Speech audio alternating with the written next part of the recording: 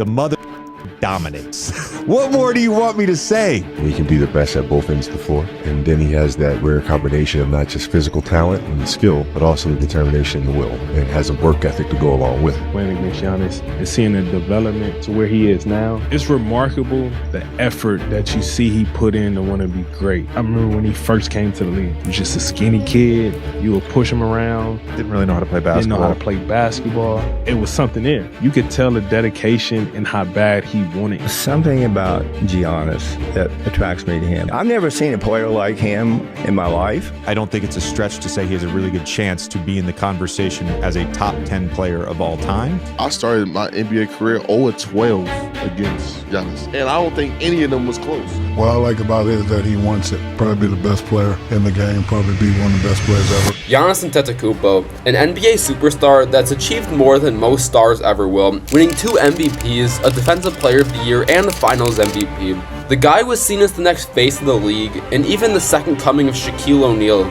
Even Shaq made this comparison. Yet, when we think about the best players in the league right now, for some reason, Giannis' name doesn't get brought up as much anymore. Giannis Antetokounmpo seems to be fading from the spotlight. So how did we get here?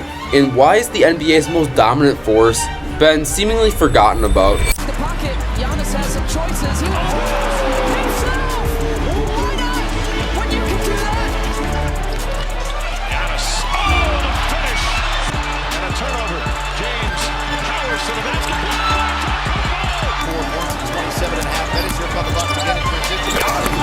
Wow. Uh-oh, look out. No, showtime. What you got, Giannis?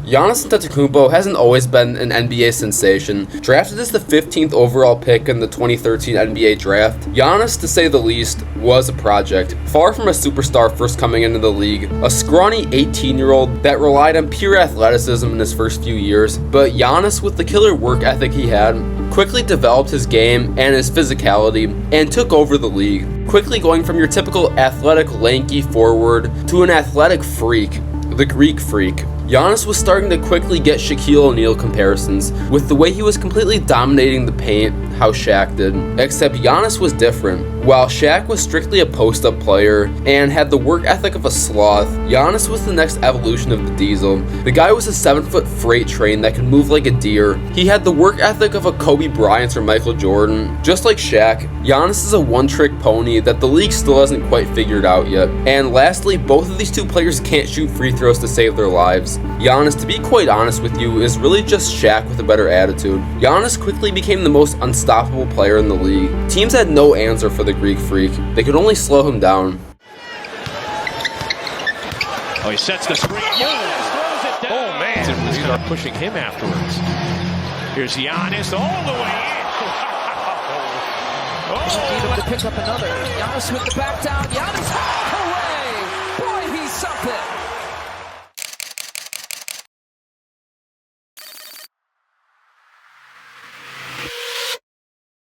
Okay, back to the Shaquille O'Neal comparisons. Shaq was well known for his ability to dominate the paint. I mean, once he got the ball down low, there was nothing you could do about it. That's all she wrote. But what if I told you that Giannis was arguably a better paint scorer? Don't believe me? In the 1996 and 97 season, the NBA started to track player shooting data, meaning they officially tracked where players took all their shots from and how many they made and missed. During the debut season of shot tracking in 1997, Shaquille O'Neal led the league in paint scoring, putting up a whopping 15.6 points per game in the paint on 65.9% shooting. But that isn't even the best from the Diesel. The following season, Shaq scored an unprecedented 16 points a game in the paint on 68% shooting, and he led the league again in paint scoring in 1999, averaging 14.6 points a game there. As a matter of fact, Shaquille O'Neal led the league in paint scoring for 10 straight years. The guy owned the paint for a decade. Ever since the reign of Shaquille O'Neal slowed down, we've seen some pretty good paint scorers arise. LeBron James has consistently put his name towards the top,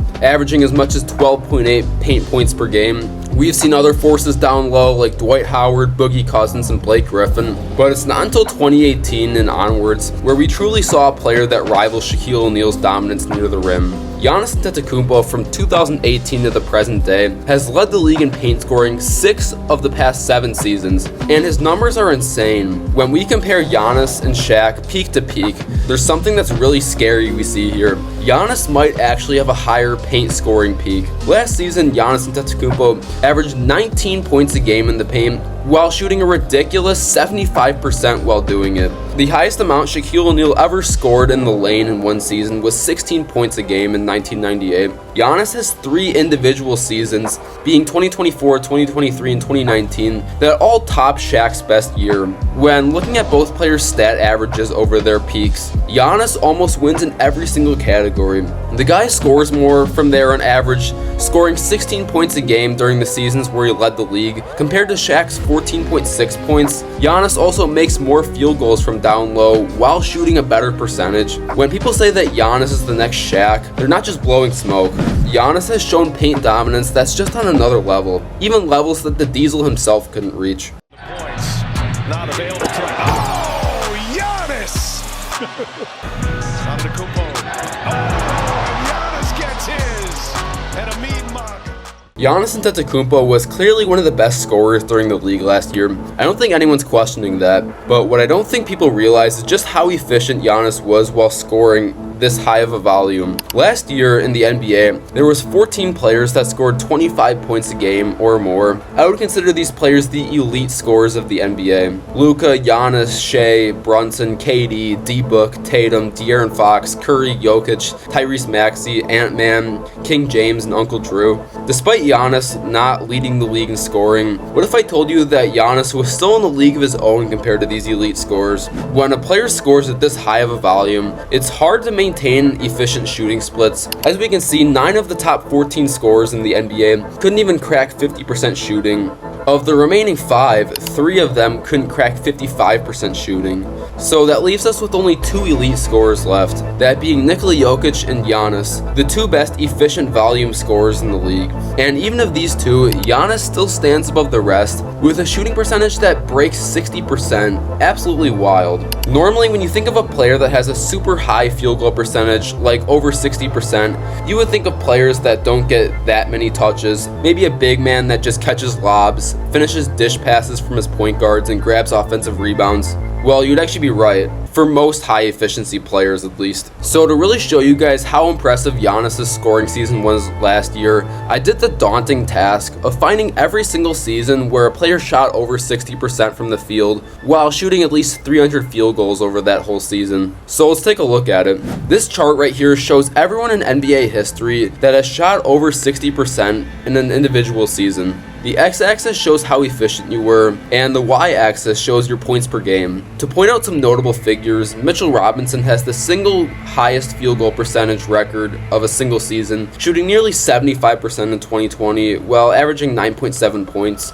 Wilt Chamberlain in 1973 shot 72.7%. There are several seasons from DeAndre Jordan, Rudy Gobert, Clint Capella, and Jared Allen, many high-efficiency bigs. Moving up the chart, we find some of the rarest feats in NBA history, players that score big while shooting efficiently. Kareem Abdul-Jabbar in 1980 averaged 24 points while shooting 68%. Unreal. Nikola Jokic averaged 24.5 points while shooting 63% in 2023. Moving to the top of the chart, we have players like Kevin McHale, Shaq, Wilt Chamberlain, and Zion Williamson, but there's one more player we're forgetting about. Giannis Antetokounmpo is the only player in league history to shoot over 60% from the field while averaging 30 points or more. He did this last year, but is Giannis really in a league of his own with high volume scorers, or am I just pulling numbers out of my ass? Is Giannis' scoring numbers compared to his efficiency this good? Well, to really find this out, I found every single individual season where a player averaged 30 points or more past the ABA and NBA merger. Right here, we see some of the most iconic scoring seasons of all time on here. Michael Jordan's 37-point season, James Harden's 36, Kobe's 35, Luka Doncic's 33.9 last year, Allen Iverson's 33, Joel Embiid's 33.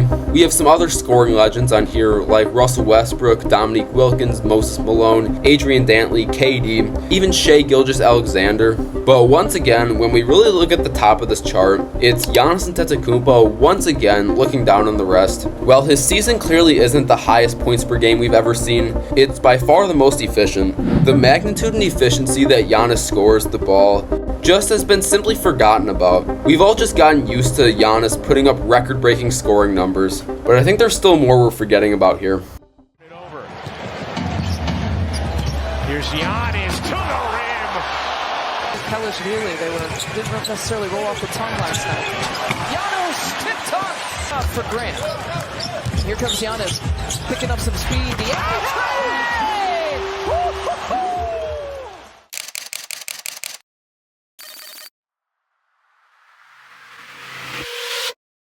I've got a nightmare for you to imagine. Imagine you're the only defender in transition, and LeBron James is the guy you have to stop. Well, except he's 2 to 3 inches taller and has an even greater tendency to dunk the ball. Scary nightmare, am I right? Well, what if I told you that this was the reality for anyone who plays against the Bucks in transition? Giannis Antetokounmpo has been the king of transition scoring over the last few years. You try to be physical to stop him, still a bucket. You intentionally foul him, still a bucket. You put 2, 3, even 4 defenders on him to guard him in transition, probably still 2 points. This guy is literally unstoppable in transition. Ever since the 2015 and 16 season, the NBA has been keeping track of player stats through different play types, and lucky for us, one of those play types happens to be transition. Did you know Giannis Antetokounmpo led the league in transition scoring last year, averaging 7.8 points a game? He also led the league in the same category last year, averaging 9.3 points a game. He also led the league in 2022 and the last 3 seasons before that. The last year where Giannis didn't lead the league in transition scoring was 2018, where it was Russell Westbrook who averaged 6.8 points a game here, worse than any of Giannis' 6 seasons. LeBron was the leader in 2017, averaging the same as Westbrook at 6.8 points. Brody also averaged 6.8 transition points per game in 2016. Not only is the volume of transition scoring Giannis does make him so scary, but it's also the efficiency at which he scores them. Giannis has scored more and shot a higher percentage than any Russell Westbrook-led season, while LeBron is more efficient than Giannis in his leading season. And you can make the case that he's a better transition player from the consistency of his whole career. I think Giannis might have the better peak here, but I guess we'll never know before the 2016 season. It could be amazing every time we show up. Giannis. Oh. High pick and roll. Giannis on the loose. Oh, he did. Assists. Oh, my goodness. There it is.